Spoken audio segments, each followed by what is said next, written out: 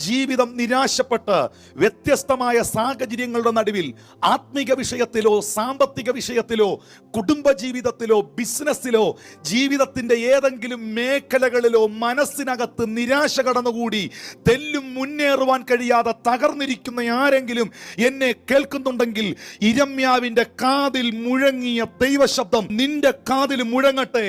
എഴുന്നേൽക്ക.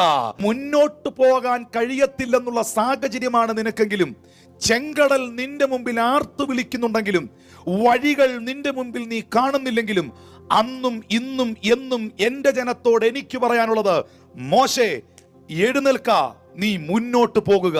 Go forward. എങ്ങോട്ട് പോകാൻ എന്നൊരു ചോദ്യം മോശയുടെ മുൻപിലുണ്ട്.